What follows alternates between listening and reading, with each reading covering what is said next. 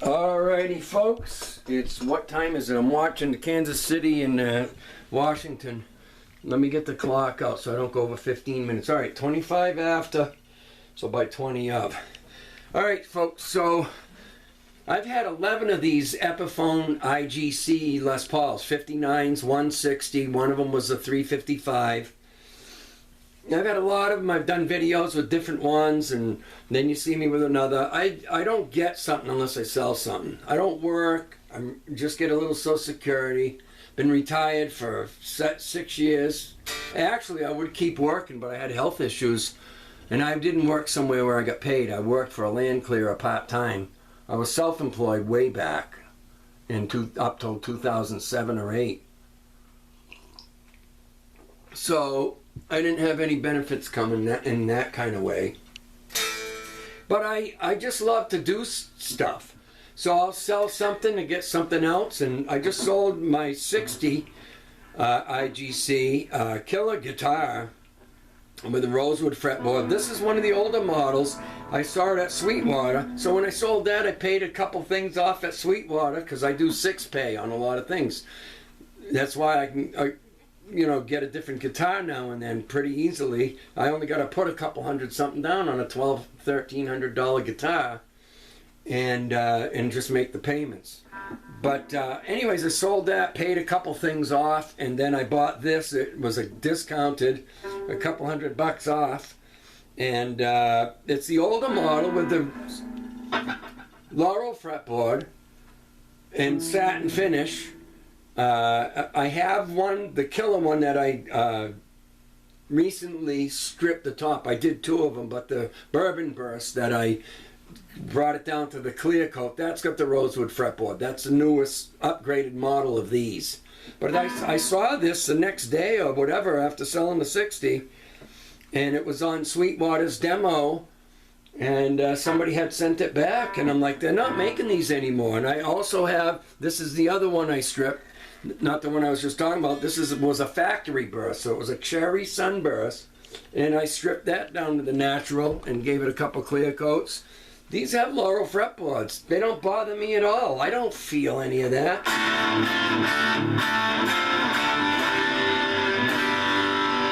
And but the rosewood is nicer.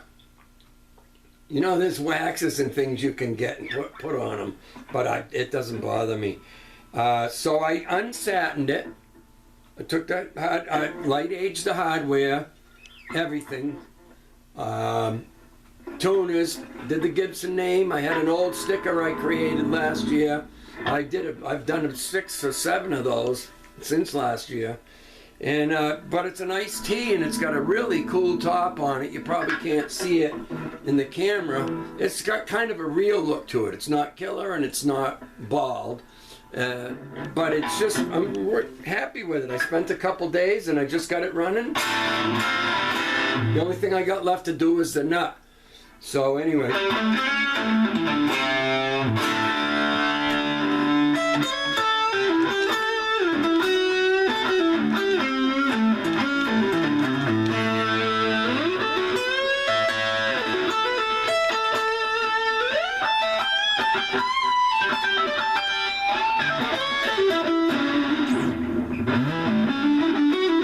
I'm watching Kansas City and Washington.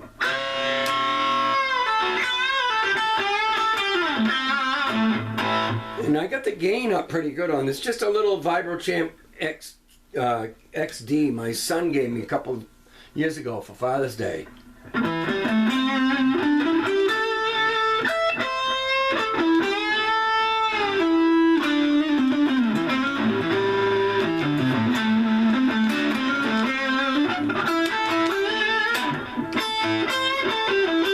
I haven't played for a few days because I worked on this guitar. I took it apart, unsatined it.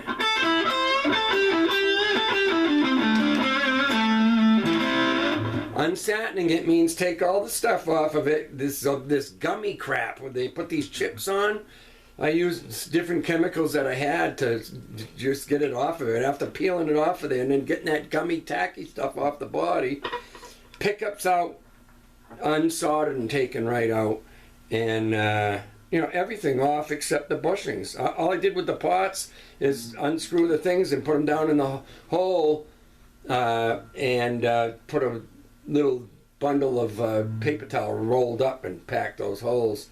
And then just sand with 800, starting here, and go over it until I get rid of the orange peel. Then I go down to 1,000 to 1,500 to 2,000, then 3,000. You got to be careful if you're going to, like on that, just unsatining these. If you go too far, you're going to take some color out. That's what happened with the factory burst, and that's why I ended up, over a period of time, stripping it. And I just got down to the original clear coat on it. If you can't go too far, but you got to go far enough. And the same thing with like this. To get out the orange peel, you got to, it's all a gamble.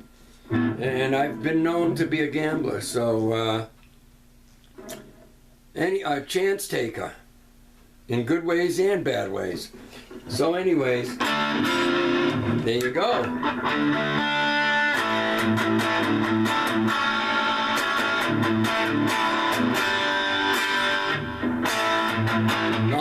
Let me make something up.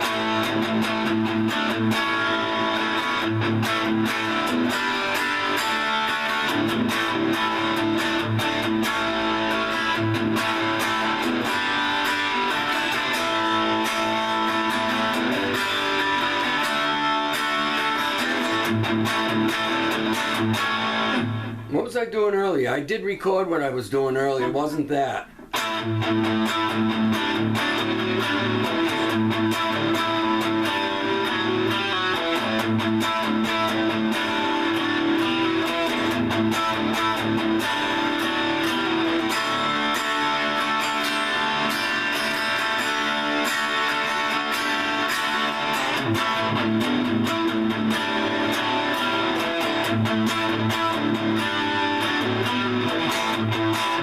It's just fun to make stuff up.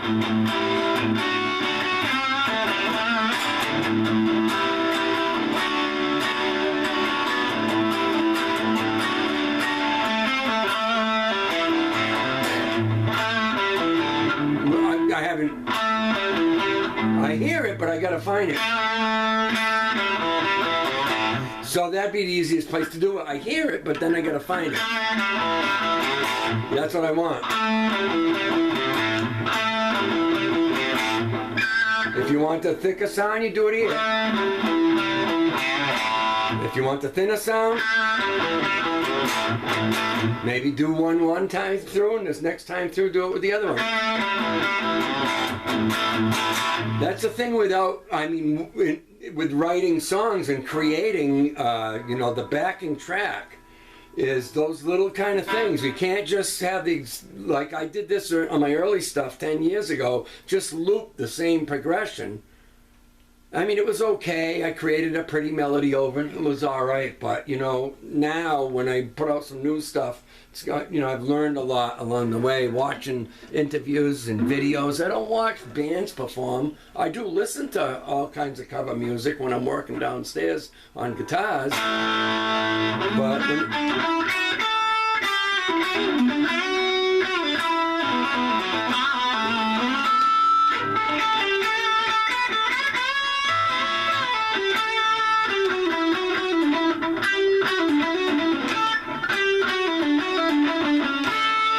I gotta hear it, and then I gotta play it.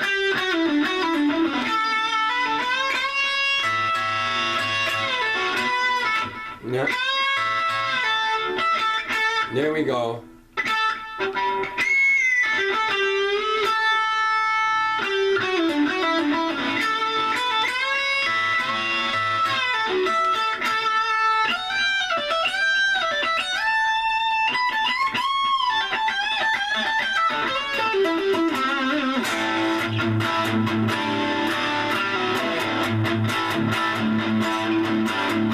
What did I do? Oh. This is what I recorded earlier.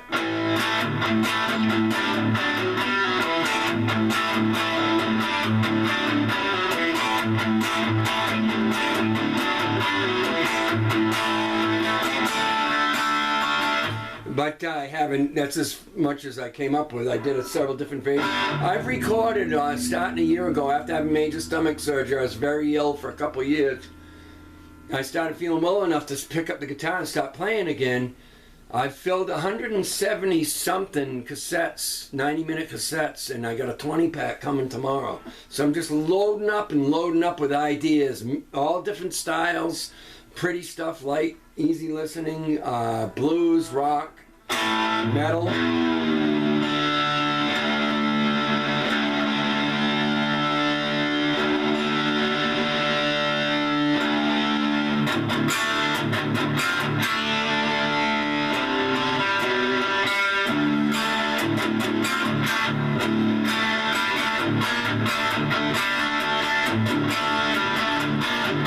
It's not really metal, but I got some.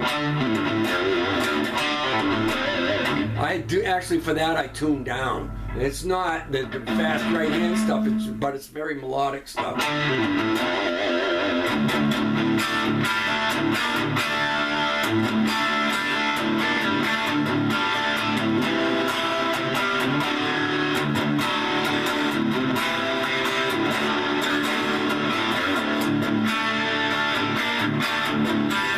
I got a thing with that, you know, I use G harmonic minor in it.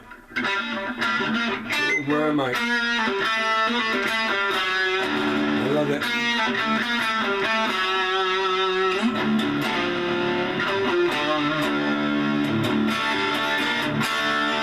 Anyways, I'm watching TV, very distracted, so. And then also a Mixolydian deep.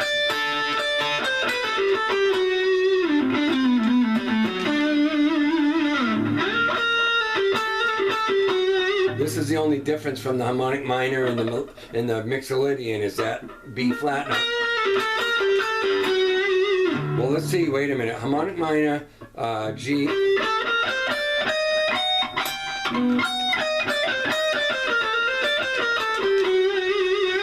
Mixolydian.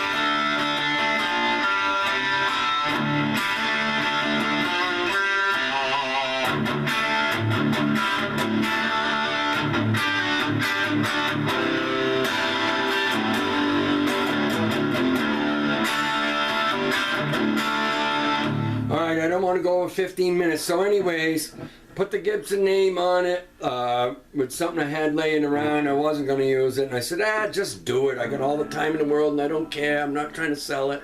But I like the old look of this top and I knew what I was going to do to it because I've already had done a half a dozen of these at least. So when these came out a year ago, I've had 11 of them. 2 Factory Burst, 3 Iced Tea, 2 Greenies, a Royalty, the new 60, my new 59 with the that was a Bourbon Burst, and then a 355. Imagine that. A lot of people don't even know about this model that's came out.